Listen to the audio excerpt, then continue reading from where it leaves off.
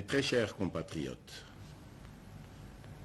il vous souviendra qu'en date du 24 mars 2020, j'avais, par l'ordonnance numéro 20/014 du 24 mars 2020, proclamé l'état d'urgence sanitaire sur toute l'étendue du territoire national pour faire face à l'épidémie de Covid-19. Cette grave crise sanitaire qui affecte le monde entier a rendu indispensables les mesures prises au niveau national pour agir au quotidien. Ainsi, après la première vague des mesures décrétées dans l'ordonnance précitée, j'en ai pris d'autres, rendues nécessaires par l'évolution de l'épidémie dans notre pays. De manière générale, toutes ces mesures associées à la bravoure des équipes impliquées dans la riposte multisectorielle ont permis de ralentir la progression de l'épidémie à Kinshasa et de freiner son expansion dans toutes les provinces.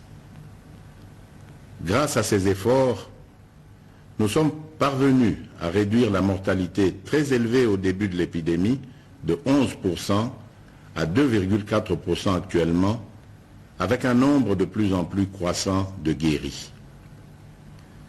Davantage, nous notons une tendance à la baisse du nombre de nouveaux cas au cours de ce mois de juillet. Ce bilan nous place sur le plan africain à la 9e place en termes de nombre de cas et à la 12e place en termes de nombre de décès, déjouant ainsi toutes les prévisions catastrophiques qui ont été prédites pour notre pays au début de l'épidémie. Mes très chers compatriotes, cette nouvelle maladie qui a surpris toute l'humanité a causé des conséquences néfastes sur le plan sanitaire, économique et social. Aucun pays n'est épargné, même ceux qui disposent des meilleurs systèmes de santé et de protection sociale. Les mesures prises ont obligé nos enfants, nos parents,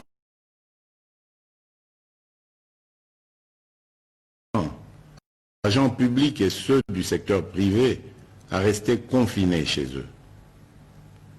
Elles ont impacté et continuent d'impacter sur le fonctionnement des institutions de la République, sur les entreprises publiques et privées, ainsi que sur les relations bi- et multilatérales.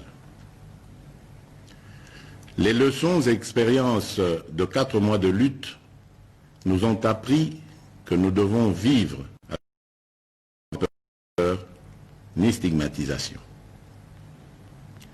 Nous devons ainsi adapter nos stratégies de lutte et de prévention contre ce fléau en tenant compte de cette évidence. Face à cette réalité, un consensus s'est dégagé entre le Parlement, le gouvernement et la société civile, ainsi que le secteur privé et les partenaires techniques de sortir de l'état de lutte contre la Covid-19 à travers des mesures sanitaires, administratives et de police non dérogatoires aux libertés individuelles et collectives. Mes très chers compatriotes, aujourd'hui, 21 juillet 2020, à minuit, prend fin l'état d'urgence proclamé pour faire face à l'épidémie de Covid-19 en date du 24 mars 2020 et renouvelé à 6 reprises. Les mesures y relatives cessent d'avoir effet. Cependant, il doit être clairement entendu que la fin de l'état d'urgence ne veut pas dire la fin de l'épidémie de Covid-19 dans notre pays. Par contre, c'est l'indication pour toute notre nation de revenir progressivement à une tout en respectant les gestes barrières et d'autres mesures y relatives. Il est donc question de faire l'équilibre entre notre santé physique, celle de notre économie et la stabilité de notre société. La fin de l'état d'urgence implique le retour progressif à la vie normale en respectant un certain nombre de préalables par rapport aux mesures sanitaires qui seront de stricte observation et à la reprise des activités en fonction des secteurs concernés et suivant les dispositifs mis en place par les autorités compétentes.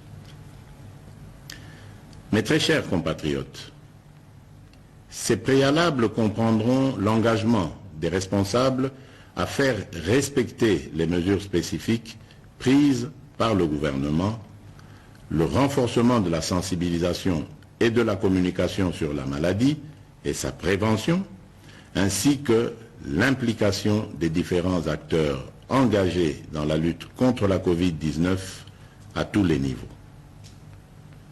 Quant aux mesures qui doivent accompagner le retour progressif à la vie normale, j'instruis ce qui suit.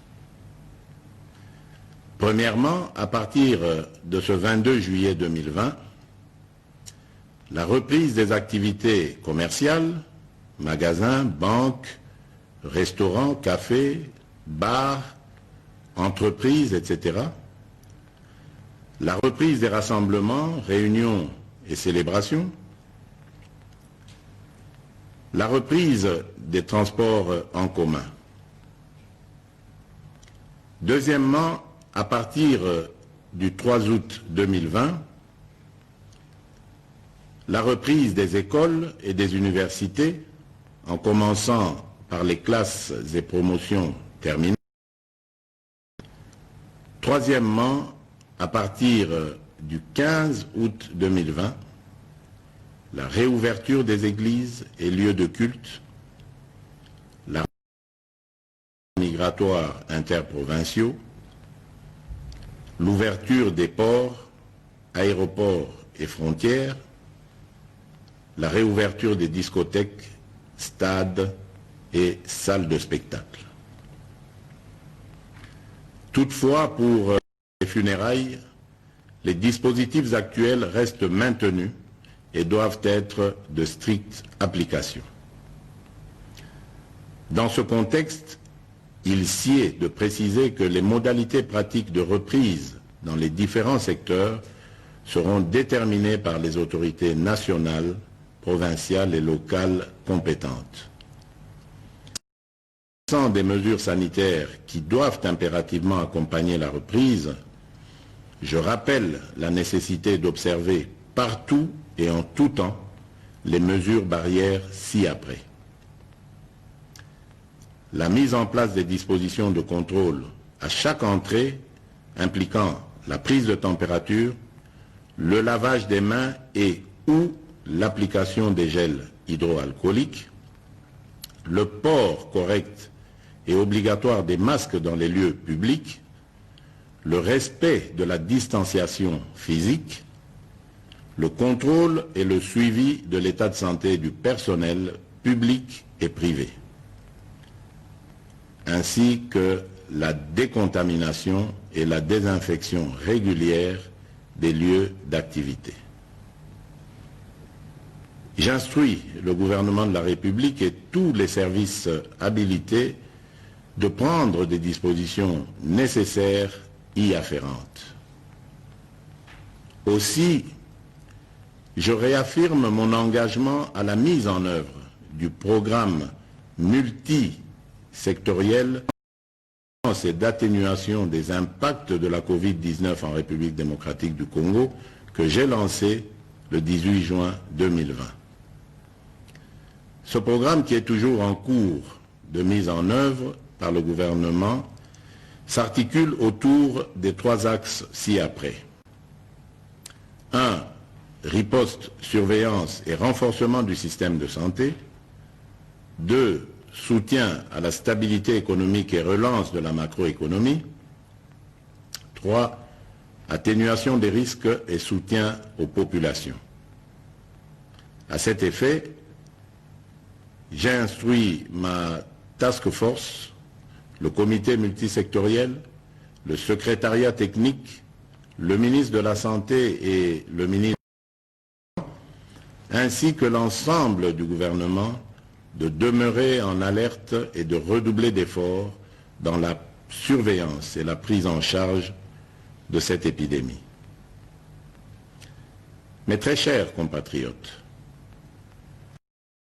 j'invite au respect strict des mesures barrières ci-dessus décrites et aux adaptations qui vous seront proposées par le gouvernement et les services compétents afin de prévenir toute nouvelle flambée des cas qui risquent de compromettre nos efforts collectifs de contrôle de cette épidémie.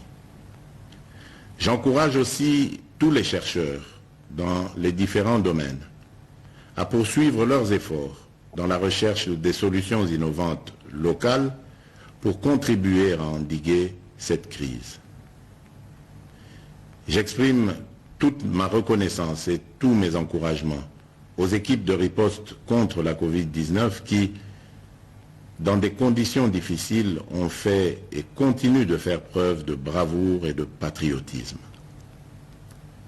Je remercie aussi tous les partenaires bi- et multilatéraux qui nous assistent dans cette guerre contre la pandémie.